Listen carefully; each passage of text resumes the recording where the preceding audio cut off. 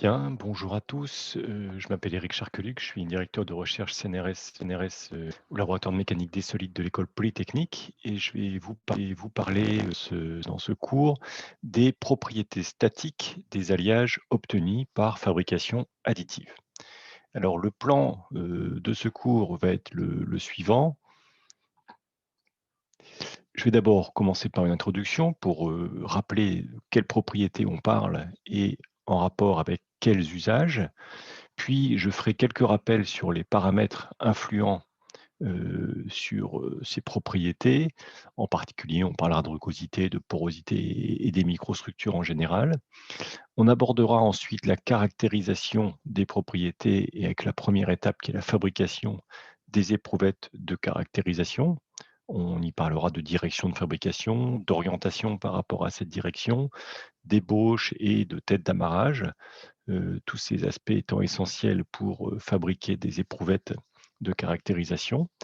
Et ensuite, j'aborderai les propriétés statiques de quelques alliages courants. On verra qu'on ne peut pas être exhaustif dans ce cours, vu le nombre d'alliages et le nombre de publications qui sont publiées à ce sujet. J'aborderai d'abord ce point-là, mais on parlera quand même de quelques aspects d'anisotropie, de propriétés issues de brutes de fabrication et l'effet également des post-traitements sur ces propriétés.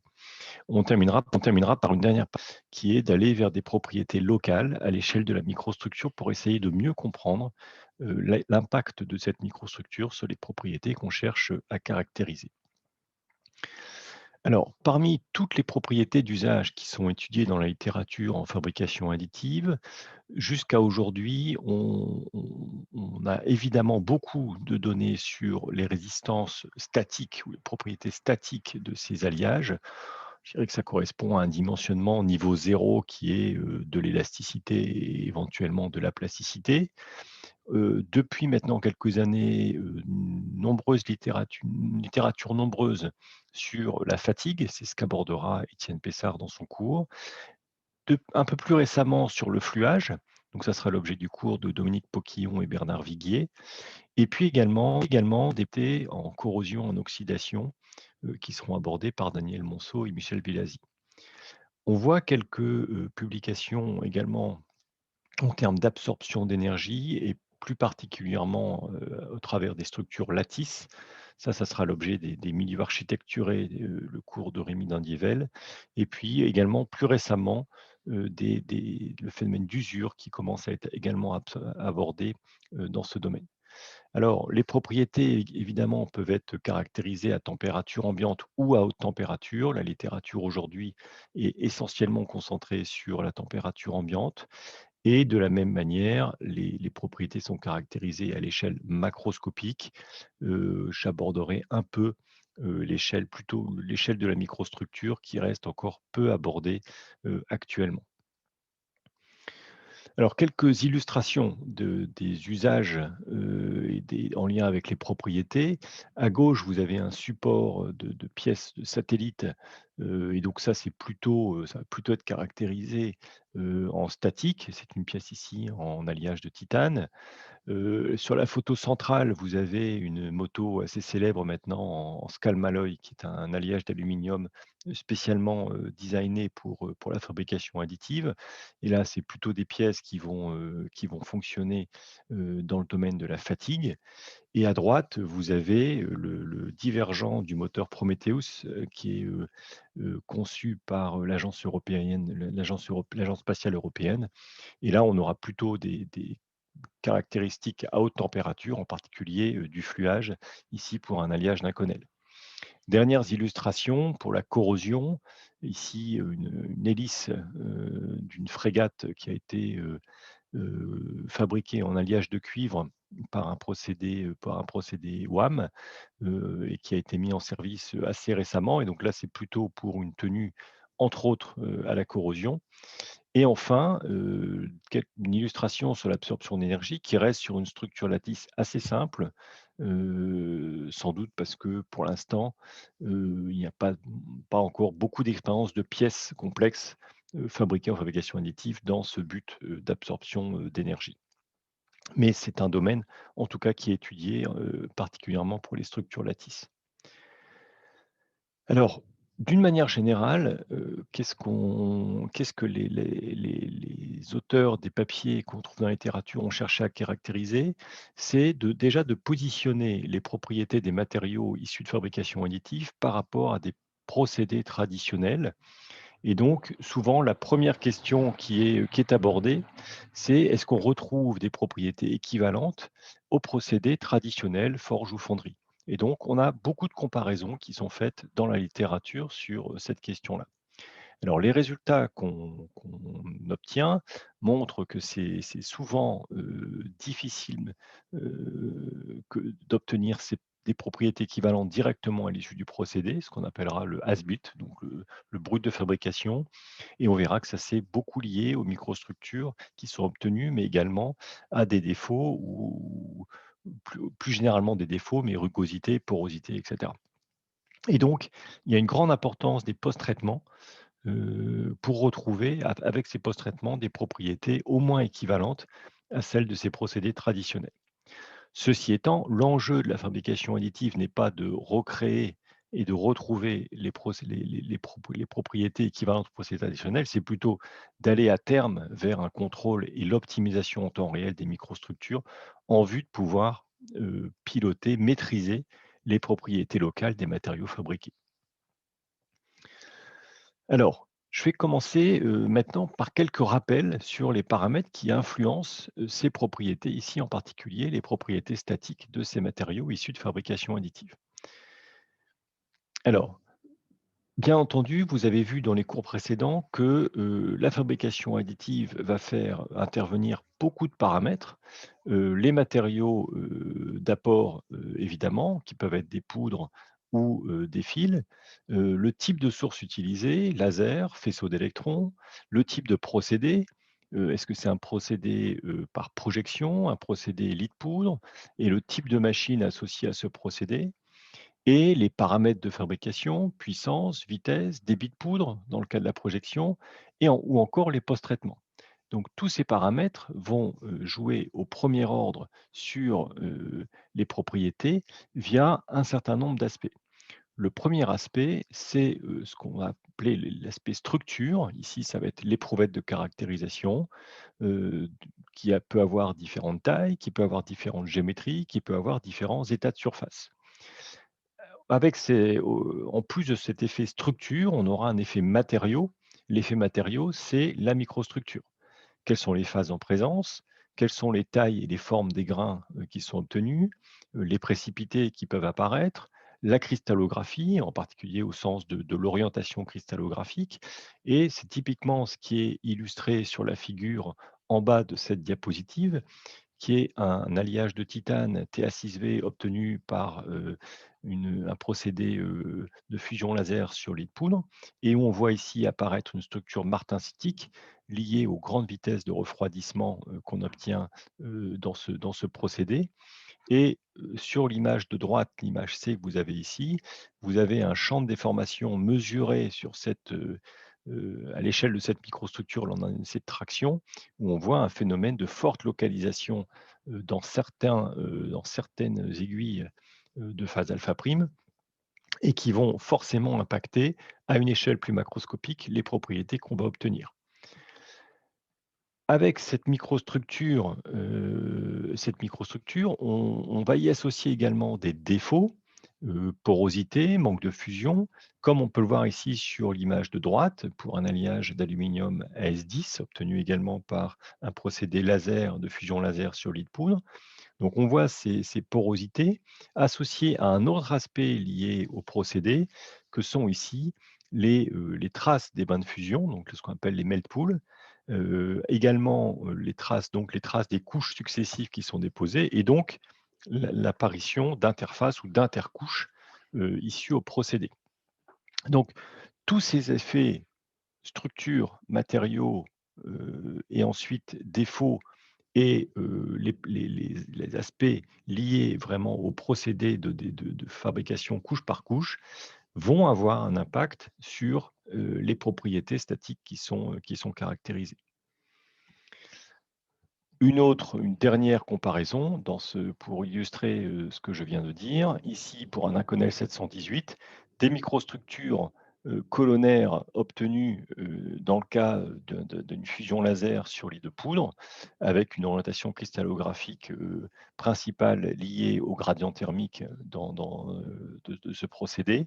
Et puis à droite, le même matériau, un Connell 718, obtenu par projection et fusion laser, où on voit que la microstructure est, elle, fortement impactée par ici des va-et-vient du laser pendant la fabrication, qui donne une orientation très particulière, une morphologie des grains très particulière, mais qui est très différente de ce qu'on a obtenu à gauche dans le cas du lit de poudre. Encore une fois, pour ce même matériau, ces deux procédés qui donnent des microstructures très différentes vont finalement conduire à des propriétés ici statiques très différentes également. Donc, il faut garder en tête ces nombreux paramètres issus, enfin liés à la fabrication additive, que les propriétés vont être fortement influencées par la structure, le matériau au sens de la microstructure, des défauts et de la stratégie de fabrication couche par couche. Et les conséquences principales de ça, ça va être une très forte variabilité des procédés qui sont des propriétés qui sont obtenues, et c'est ce qu'on trouve dans la littérature, et de là, des comparaisons très difficiles d'un article à l'autre et donc d'une étude à l'autre. Donc, il faut être très vigilant sur cet aspect. Sur cet aspect. Avant d'aborder ces propriétés statiques, les propriétés statiques de quelques alliages, la première question, c'est comment est-ce qu'on peut caractériser, comment est-ce qu'on peut et comment est-ce qu'on doit caractériser les propriétés de ces matériaux. Et donc, la première question, c'est la fabrication des éprouvettes de caractérisation. Alors, on parle ici des propriétés statiques, donc d'éprouvettes de traction, qui peuvent être cylindriques, c'est ce qui est illustré sur l'image de gauche, qui peuvent être plates, c'est ce qui est illustré sur l'image de droite. Il existe des normes pour définir les géométries d'échantillons de traction. Ici, je vous ai mis la référence à la norme ISO qui concerne les essais à température ambiante, les tractions à température ambiante. Les normes sont rappelées, les aspects géométriques liés à ces normes sont rappelés sur ces deux figures, et pour être cylindrique et pour être plate. Ce qu'il faut aussi garder en tête, ça c'est très important, c'est que dans la plupart, dans de nombreux papiers, en tout cas issus de la littérature, les éprouvettes qui sont utilisées ne correspondent pas toujours à ces normes. Alors, ceci étant, quelles sont les questions à se poser pour fabriquer les éprouvettes de caractérisation? Alors, la première question concerne l'orientation des éprouvettes par rapport à la direction de fabrication. Alors, très vite dans la littérature, on a vu apparaître des orientations des éprouvettes qui sont fabriquées dans la direction, verticalement dans la direction de fabrication. Donc, c'est ici à droite l'éprouvette numéro 1. Et puis des éprouvettes qui sont fabriquées dans le plan, ici XY, donc dans le plan, donc perpendiculairement à la direction de fabrication. Donc c'est les éprouvettes 2 et 3. Il faut bien garder déjà en tête qu'on a deux façons de fabriquer ces échantillons-là en particulier, donc là dans le cas des éprouvettes plates. Mais plus récemment, on a aussi commencé à étudier les propriétés d'éprouvettes qui sont fabriquées avec un certain angle par rapport à la direction de fabrication. C'est le cas de l'éprouvette 4. Alors idéalement, on essaie de fabriquer l'ensemble des éprouvettes de caractérisation sur un même plateau, même batch, c'est souvent le terme qu'on utilise pour ça. Ça, c'est un point important pour limiter la variabilité liée aux paramètres du procédé. Alors, une question qu'on doit assez vite se poser, c'est est-ce qu'on va fabriquer des ébauches? Alors, c'est ce que je vais vous montrer voilà, sur cette image. Donc, des ébauches ici qui sont des parallélépipèdes dans lesquels on va extraire les éprouvettes de caractérisation. Donc, ça peut être une stratégie possible. À noter qu'est forcément, si on part d'ébauche, on va éliminer le surplus de matière pour fabriquer les échantillons, et donc on va perdre les effets de surface, et en particulier les effets liés à la rugosité. Ou alors, on va fabriquer la forme finale des échantillons, c'est ce qu'on verrait dans une diapo qui suit. La position sur le plateau va avoir un impact parce que on a un flux de gaz Si on pense à la technologie lit de poudre, on a un flux de gaz, qui est orienté dans une direction particulière. On verra dans 2 diapos que forcément, la position de l'éprouvette par rapport à ce flux, de gaz, va avoir un impact sur les propriétés. Il y a quelques articles dans la littérature qui ont mis ça en évidence. Il y a des questions ensuite, très, très technologiques, auxquelles il faut penser. C'est qu'il va falloir, avoir des têtes d'amarrage qui correspondent aux morts des machines de traction qu'on va utiliser. Donc, ça, c'est quelque chose qu'il faut, qui va nécessiter un usinage, ultérieur. Et puis, il va falloir aussi extraire les éprouvettes ou les ébauches du plateau, avec la question également des supports lorsqu'on a une orientation particulière comme l'éprouvette ici numéro 4. Et donc il faut également, prendre ça en compte. Ça veut dire que si on a des supports et qu'on est obligé d'extraire les éprouvettes, du plateau, on va aussi, forcément, impacter la surface de l'échantillon, à l'endroit où les supports se trouvent. Et puis, je vais aborder ensuite, 2 cas particuliers qui sont ce qu'on appelle les murs monocordons. Donc ça, c'est plutôt des choses qu'on utilise, dans le cas de la technique, par projection, fusion laser, dans le cas des structures, minces qui peuvent être fabriquées de cette manière-là, et puis le cas particulier des structures lattices. Donc, je vous ai parlé des ébauches. Un autre exemple qui concerne les éprouvettes de forme finale. Donc, c'est ce que vous avez sur la figure de gauche et sur la figure de droite, avec la question, comme je l'ai abordé, des supports de fabrication. C'est ce que vous avez là sur les éprouvettes qui sont à plat et sur les éprouvettes inclinées. Donc, il va falloir éliminer, une fois l'éprouvette, fabriquée. Et vous voyez qu'on essaye sur un même plateau d'avoir le maximum d'échantillons, verticaux, horizontaux ou inclinés. Donc ça, on retrouve ça de plus en plus dans la littérature, ce genre de stratégie pour, fabriquer les éprouvettes de fabrication, les éprouvettes de caractérisation. Le cas des murs monocordons, je l'ai abordé, donc c'est des murs minces comme vous le voyez ici fabriqués qui ont une seule, couche, un seul cordon dans l'épaisseur. Donc on retrouve ici typiquement là sur le cas, je vous présente ici des poids qui ont 0,8 mm d'épaisseur, mais ça va dépendre forcément de la buse qui est utilisée. Et de ces murs monocordons, qui sont représentatives encore une fois de structures minces fabriquées avec ce type de technologie, on va extraire des échantillons. Ici, typiquement, des échantillons dans la direction de fabrication, des échantillons euh, perpendiculaire à la direction de fabrication et qu'ensuite on va, utiliser pour caractériser les propriétés. On est typiquement ici dans le cas d'une géométrie qui ne correspond pas aux normes, une structure élancée, mince élancée, mais qui ne correspond pas à des géométries normalisées, pour cette traction. Le cas des structures lattices, est un peu particulier, puisque, on a commencé initialement par fabriquer des cubes dans la plupart des articles qui, traitent des propriétés, statiques des structures lattices, des cubes qui ont été, caractérisés en compression. Donc ça correspond à la majorité des articles issus de la littérature. Plus récemment, on a vu apparaître des échantillons cubiques ou cylindriques, comme vous le voyez ici, qui possèdent également des têtes de compression qui permettent d'avoir ici une sollicitation plus homogène entre les morts de la machine, que ce soit pour un pilotage en déplacement ou en force. Et puis, beaucoup plus récemment, on a commencé à voir apparaître ce type d'échantillon comme celui que vous avez à droite, dans lesquels les structures lattices sont insérées dès la fabrication, entre les têtes, d'amarrage et qui permettent cette fois-ci de tester, ces structures-là en traction et en compression, ce qui n'était pas le cas, jusque-là, où on avait essentiellement des résultats issus d'essais de compression. Une autre particularité ici, on voit apparaître quelques études, plus récemment, qui consistent à essayer de caractériser directement les bras, de la tisse avec des géométries, représentatives. Alors il y a quelques études, on peut citer celle de Théo Personneau en particulier, qui a été réalisée entre Grenoble et Lyon, où cette fois-ci des essais sont réalisés sur ces bras en vue de caractériser les propriétés dépendant de l'orientation également par rapport à la direction de fabrication. Donc voilà un rapide panorama lié à la question des éprouvettes de caractérisation.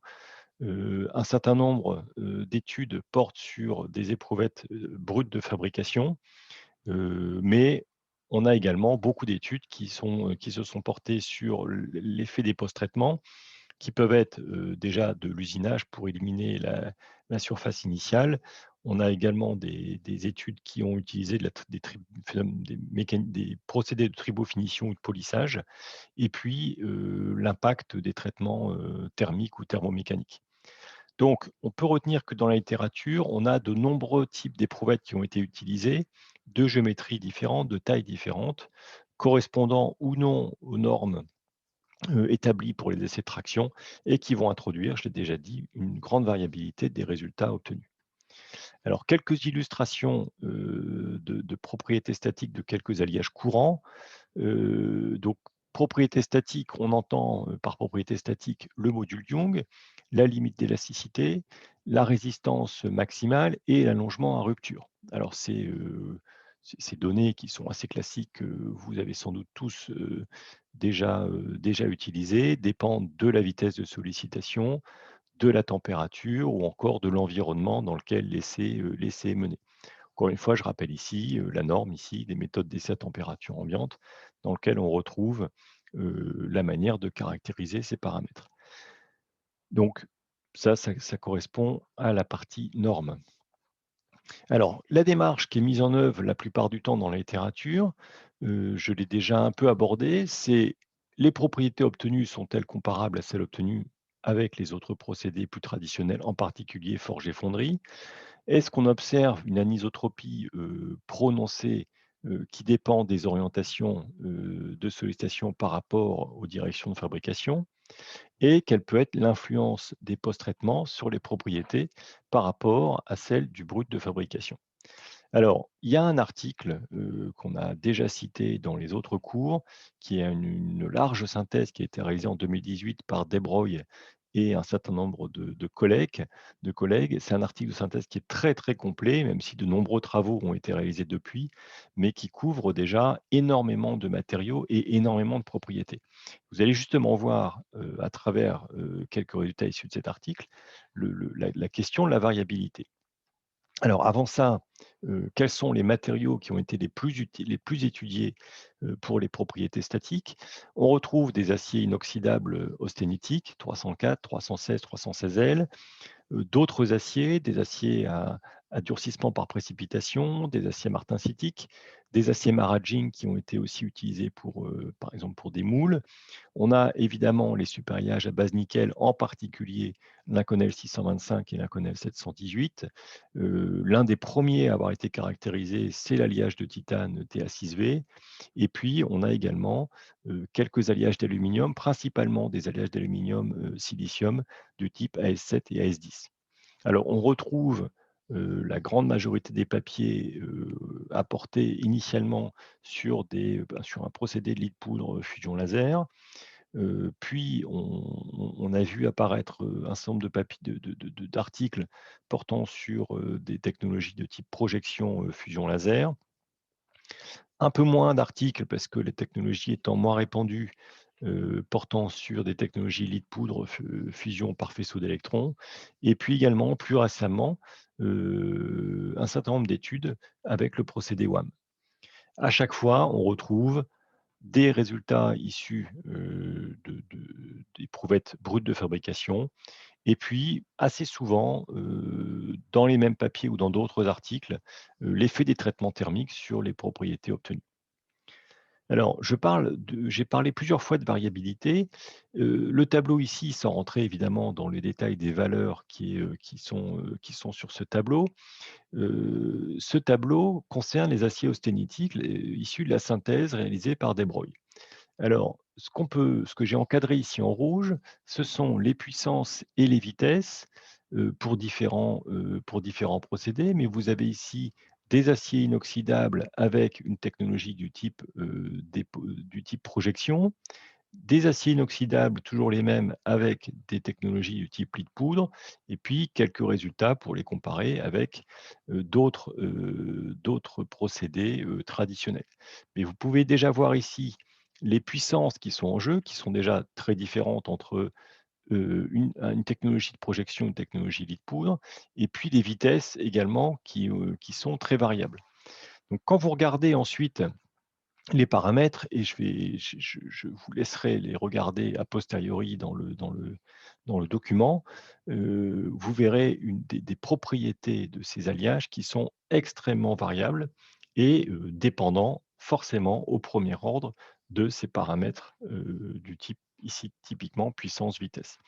Donc c'est très difficile de tirer, des tendances générales, à partir de là, puisque on compare finalement des choses très différentes, dans, l'ensemble des articles qui sont publiés. Ce qui rend, les choses très difficiles, parce que tous les paramètres ne sont pas toujours connus dans les articles qui sont publiés.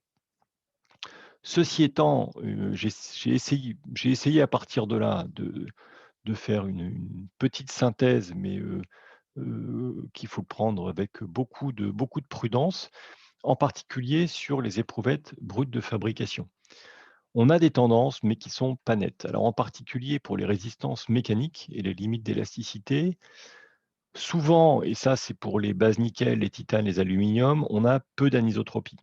Et on retrouve des propriétés de ces alliages de fabrication additive qui sont assez souvent comprises entre celles qui sont obtenues par fonderie, qui sont les plus basses, et celles obtenues par forge, qui sont les plus hautes. Lorsqu'il y a anisotropie, on retrouve souvent des propriétés, des caractéristiques plus élevées dans la direction de fabrication, donc pour des éprouvettes qui sont construites verticalement par rapport à des éprouvettes construites horizontalement. Ça, c'est lié essentiellement à la microstructure et à l'anisotropie morphologique des grains, et également à la texture, évidemment. Pour les allongements en rupture, on a une tendance qui est un peu plus nette, c'est-à-dire que généralement, ces allongements en rupture sont plus faibles dans la direction de fabrication. Et ça, c'est quand même beaucoup lié à la fabrication couche par couche, et donc à l'effet des couches sur les défauts, et donc sur les allongements à rupture. C'est généralement plus faible pour des technologies du type, lit de poudre, fusion laser, plus faible qu'en projection, et également plus faible assez souvent que les procédés classiques du type forge ou fonderie, et ça, c'est beaucoup lié, aux porosités et au manque de fusion. Alors, pour illustrer ça, des résultats issus d'études, menées par, Christophe Colin et ses collègues au Centre des matériaux des mines de Paris. Une illustration sur l'Inconel 718, où vous voyez ici une comparaison entre une technologie du type projection en bleu, une technologie du type lit de poudre en jaune, qui amène 2 types de microstructures, différentes, et donc qui ont un impact sur les propriétés. Ces propriétés sont comparées avec, une technologie de fonderie, donc le moulé, et puis une technologie, un procédé du type forge. Alors ce qu'on peut observer, c'est, qu'effectivement, dans le cas présent, les propriétés, la limite d'élasticité de l'Inconel obtenue par fabrication additive est un peu meilleure que la forge, et bien meilleure que la fonderie. En revanche, la forge possède une résistance mécanique plus élevée que ces 2 éprouvettes-là, et là on retrouve, je dirais, le classement assez classique, qui est que la fabrication additive se retrouve entre la fonderie et la forge. En revanche, ce qu'on voit pour l'allongement à rupture, dans le cas de la technologie lit de poudre, et donc sans doute lié aux porosités et au manque de fusion, on retrouve un allongement à rupture beaucoup plus faible ici dans le cas du SLM, comparé aux procédés traditionnels et à la technologie type projection. Autre illustration sur un TA6V, où on compare également ici, le SLM avec la projection. À noter que les microstructures sont différentes. On a dans le cas de la projection des microstructures colonnaires du type alpha-bêta, alors que dans le cas du SLM, on retrouve, des microstructures du type plutôt équiaxe. Alpha prime, c'est la microstructure que je présentais tout à l'heure, microstructure du type martensitique qu'on retrouvait dans l'introduction. Alors, ce qu'on retrouve justement avec ces phases alpha prime, ce sont des propriétés, des résistances, limites d'élasticité, résistance mécanique bien supérieures comparées aux procédés traditionnels et à la projection. Et donc, ça, c'est l'effet vraiment de la martensite ici, enfin, ces structures martensitique qui jouent un rôle important. Et on retrouve, encore une fois, un allongement en rupture par SLM plus faible que les procédés traditionnels et beaucoup plus faible que la projection.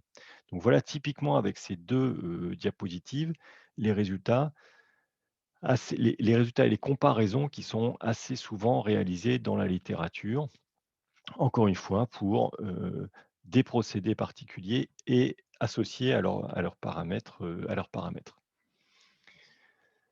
Donc, ce que j'ai dit, c'est que, voilà, je vous rappelle ici les alliages qui ont été utilisés, les procédés et puis, le type d'échantillon entre bout de fabrication et traitement thermique.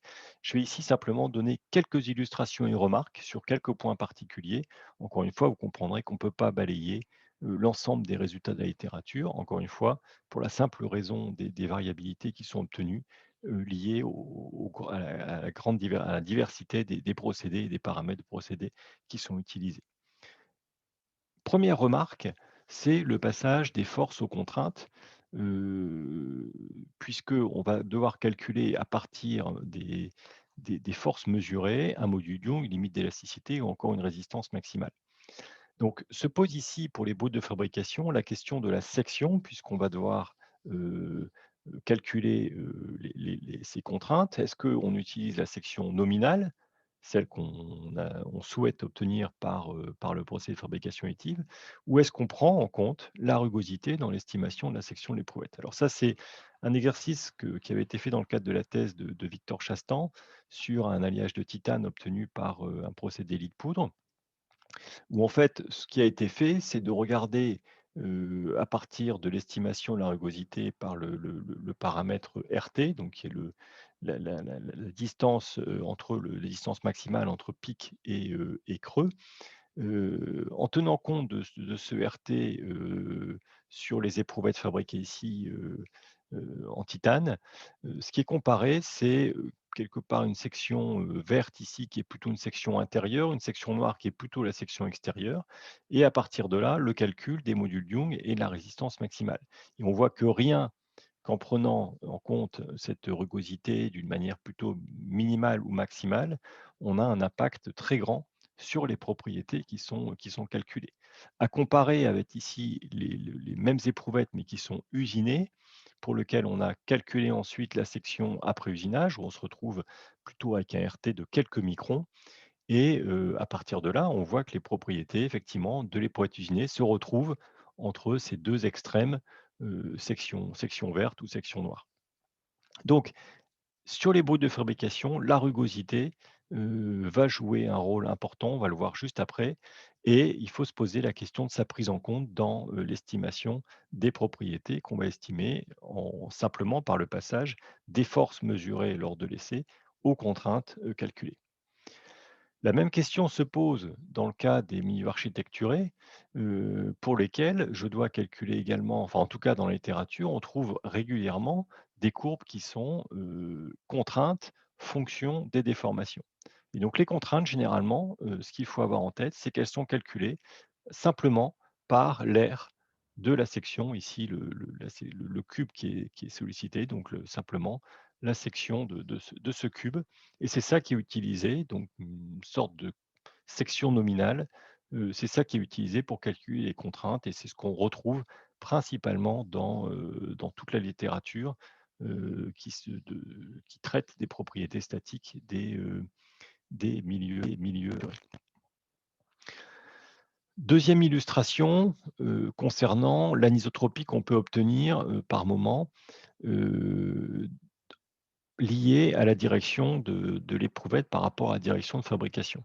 Et donc là, j'ai simplement extrait un résultat qui est issu qui est obtenu pour un acier austénitique 316L, obtenu par projection fusion laser, et où on retrouve ici des propriétés, alors qui sont une tendance inverse à celle que j'ai citée dans le tableau de la diapositive 25, pour montrer également qu'on peut trouver des résultats différents, où on retrouve ici en vert des courbes obtenues pour des éprouvettes dont l'orientation est parallèle aux couches déposées, et en bleu des éprouvettes qui sont perpendiculaires aux couches, donc dans la direction de fabrication.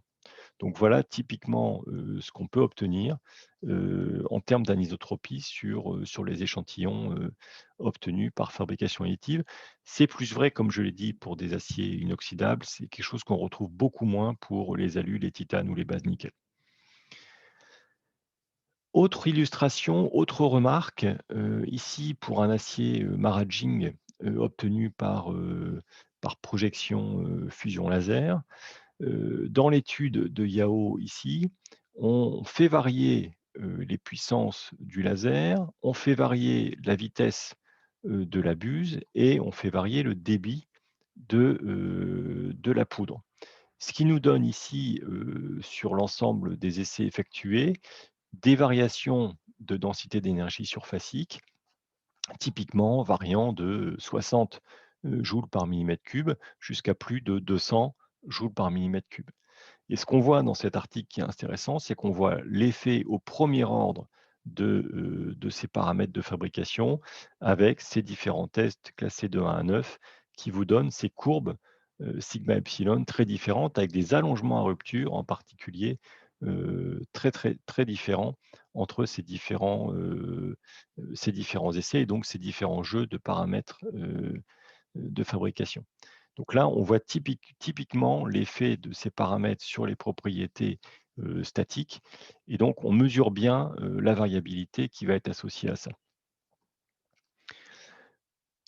Autre illustration, autre phénomène illustré ici, la taille de l'échantillon. Donc ça, c'est une étude récente qui a été menée sur des échantillons d'une même géométrie, mais homothétiques, allant de très petits échantillons que vous voyez ici, jusqu'à des échantillons ici plus massifs, dont la position varie également sur le plateau. Donc je vous ai cité tout à l'heure l'influence que peut avoir la position de l'échantillon par rapport au gaz heu, qui, heu, qui vient circuler à travers le plateau. Donc là, vous avez typiquement l'indication, donc ça fait partie. Ça c'est pas explicité dans ce papier, mais en tout cas, ça fait partie des paramètres qui vont jouer sur la variabilité. Et vous avez ici, pour l'ensemble de ces échantillons, les courbes sigma epsilon, avec différentes couleurs. Pour les éprouvettes les plus petites, qui sont ici en rouge, et les éprouvettes les plus grosses qui sont ici en vert, et où on voit qu'on a différents aspects, à la fois une très, très forte variabilité sur l'allongement à rupture, donc ce qui montre bien la variabilité déjà naturelle pour une même géométrie sur ce paramètre-là. Et puis l'effet de la taille qui va beaucoup jouer, en particulier ici, sur la limite d'élasticité et la résistance maximale. Alors c'est représenté sur les courbes qui sont là, où vous avez ici la limite, la résistance maximale, le module d'élasticité, pardon, la limite d'élasticité, la résistance maximale, le module d'élasticité et l'allongement à rupture. On voit que finalement, comme on a une très forte dispersion sur l'allongement en rupture, on n'a pas de tendance nette qui peuvent être observées sur ces résultats. En revanche, ce qu'on observe plutôt pour les modules et pour les résistances mécaniques ou limites d'élasticité, c'est que celles-ci augmentent lorsque la taille de l'échantillon augmente. Et ça traduit en fait des effets de surface qui deviennent de plus en plus importants au fur et à mesure que la taille est réduite. Vous avez ici un échantillon plutôt massif, où vous avez ici la géométrie avec la rugosité qui est obtenue. Et ce que vous voyez, c'est que forcément, au fur et à mesure que la taille de l'échantillon diminue, on a une rugosité extrêmement prononcée, et donc qui va jouer sur les résistances mécaniques, en tout cas sur les contraintes que vous voyez là, module Young contre limite d'élasticité ou résistance mécanique. Donc ça, c'est un aspect qu'il faut avoir en tête, c'est les effets de surface que vous allez obtenir sur les éprouvettes brutes de fabrication, qui seront très prononcés sur des éprouvettes, minces. Dernière illustration, d'effets qui sont étudiés dans la littérature, c'est l'effet des traitements thermiques. Donc là, j'ai choisi un alliage d'aluminium-silicium avec la courbe qui est obtenue pour cet alliage-là, dans le cas de la fonderie et puis la courbe qui est obtenue brute de fabrication dans le cas d'un procédé lit-poudre fusion laser. Donc ce qu'on peut observer ici, c'est, typiquement les très fortes limites d'élasticité et résistance mécanique qui sont obtenues en fabrication additive comparées à la fonderie. Alors ce qui est intéressant ici, c'est de regarder l'effet des traitements thermiques et on a des traitements thermiques qui vont être effectués à différentes, températures. Et ce qu'on peut observer, c'est l'évolution des propriétés. Alors, vous avez ici sur la colonne de gauche les propriétés issues de la fonderie en termes d'allongement à rupture, en termes de résistance maximale et en termes de limite d'élasticité. Et ce qu'on peut observer, c'est que finalement, les données, les données brutes de fabrication montrent plutôt des allongements, très faibles et des résistances très élevées. Mais au fur et à mesure, en jouant simplement sur les températures de traitement thermique, on peut retrouver ici, c'est ce que j'ai encadré en rouge, des propriétés quasi équivalentes en termes d'allongement à rupture et de résistance maximale, avec des limites d'élasticité plus élevées. Donc, ça illustre bien l'effet des traitements thermiques sur les propriétés statiques qui permettent à minima de retrouver des propriétés équivalentes à celles des procédés de fabrication plus traditionnels. Donc, quelques conclusions partielles à l'issue de cette présentation-là des propriétés, c'est que les propriétés statiques, on a parfois une isotropie qui est rencontrée, qui va être liée à la microstructure, mais qui est le plus souvent assez faible. Les propriétés brutes de fabrication additive sont souvent comprises entre la fonderie et la forge, sauf pour les allongements à rupture qui sont souvent plus faibles.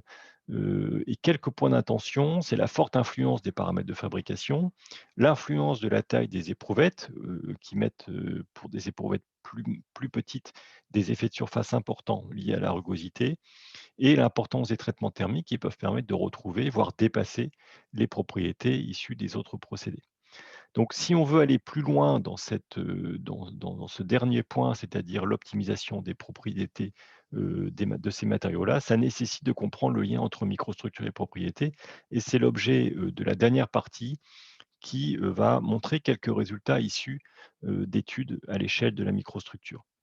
Alors, voilà, je vous rappelle simplement d'abord ce qu'on avait montré ici sur les fortes variabilités de microstructures qu'on peut obtenir en fonction des procédés et des paramètres du procédé. Et donc, une question qu'on peut être amené à se poser, c'est quel va être l'impact de ces microstructures sur les propriétés locales et sur l'homogénéité ou non des déformations dans les échantillons issus de fabrication additive. Alors, pour faire ça, je vais simplement illustrer des études récentes qui ont pu être menées sur, des échantillons, sous microscopie électronique à balayage et pendant lesquels de la corrélation d'images numériques est réalisée, couplée à des techniques ou à des analyses, EBSD. Donc c'est ce qui est illustré ici sur les travaux qui ont été menés au LMS, récemment. Donc on a ici, l'éprouvette, dans la machine d'essai, qui est introduite dans la chambre du microscope électronique. Sur ces éprouvettes, on a un dépôt ici de grilles d'or à 2 échelles qui sont réalisées. Un champ bleu de 3 millimètres par 3 millimètres qui permet d'avoir, des champs mésoscopiques, donc à une échelle un peu plus macro que celle de la microstructure et puis des grilles déposées avec un pas de 3 microns ici, qui permettent réellement d'avoir des mesures à l'échelle des grains, donc à l'échelle de la microstructure. Et ce qu'on peut observer, ce qui est assez intéressant, c'est, quand on analyse les champs de déformation qui sont obtenus, les champs de déformation locaux, qui sont obtenus, pendant des essais de traction, on voit des effets très marqués de localisation de la déformation qui va être lié, typiquement, c'est ce qui a pu être montré dans ces études-là, à la taille des grains, à des clusters de gros grains ou de petits grains et à la présence des couches, déposées et également donc du rôle joué par ce qu'on pourrait appeler ici les intercouches ou les interfaces entre couches, dans lesquelles la déformation peut se localiser très fortement en fonction de la direction de chargement par rapport à la direction de la ou en tout cas à la morphologie de la microstructure. Et pour terminer cette présentation, c'est ce qui a également été, montré ici dans le cas d'une étude, menée par Sanguide, sur un Naconal 718 où, les auteurs ont joué sur un paramètre important qui est le post-traitement effectué après, fabrication et la comparaison des champs de déformation locaux entre le brut de fabrication et les éprouvettes obtenues après post-traitement. Et donc ce qu'on peut observer et ce qui est très intéressant, vous avez ici la direction de fabrication ou la direction perpendiculaire à la direction de fabrication et en fonction de ces directions, ce qu'on observe, c'est que sur les éprouvettes, brutes de fabrication, on a une très forte localisation de la déformation, plutôt locale, alors que dans le cas des éprouvettes, après post-traitement ici, traitement thermique, en fait, on obtient une déformation beaucoup plus homogène, et ce qui explique sans doute en partie les écarts qui sont observés dans les propriétés, brutes de fabrication ou après traitement thermique. Donc ces études, c'est des études qui sont, très récentes, encore peu nombreuses, mais qui sans doute peuvent apporter également, des informations importantes pour comprendre le lien entre les microstructures et les propriétés, en particulier les propriétés statiques des matériaux fabriqués par fabrication additive. Donc j'en arrive aux conclusions de cette partie de cours. La caractérisation des propriétés statiques, on l'a vu, nécessite de fabriquer des éprouvettes représentatives des applications visées en termes de taille, d'épaisseur, d'état de surface, d'orientation, de post-traitement. Actuellement, ce qu'on peut dire, c'est que la plupart des études qui sont menées ont été menées à température ambiante, mais on commence à voir apparaître un certain nombre d'études également à température élevée. Les résultats issus de la littérature montrent qu'on a quelques principaux alliages et procédés qui ont été, caractérisés. Il y a une très grande variabilité qui est liée, entre autres, aux paramètres de fabrication et donc pas de tendance nette qui se dégage, mais une anisotropie qui peut être, quand elle est observée, souvent liée à la microstructure brute de fabrication et la présence des défauts. Alors, les traitements thermiques, en particulier, qui peuvent être appliqués, peuvent effacer cette anisotropie et peuvent permettre également de retrouver des propriétés proches ou supérieures à celles issues de procédés classiques. Et puis, dernier point que j'ai illustré à la fin de l'exposé un peu plus rapidement, c'est la nécessité d'une meilleure compréhension du lien entre les procédés, les microstructures et les propriétés qui peuvent passer par des essais à l'échelle ou en tout cas des mesures sont réalisées à l'échelle de la microstructure. Voilà, je vous remercie pour votre attention.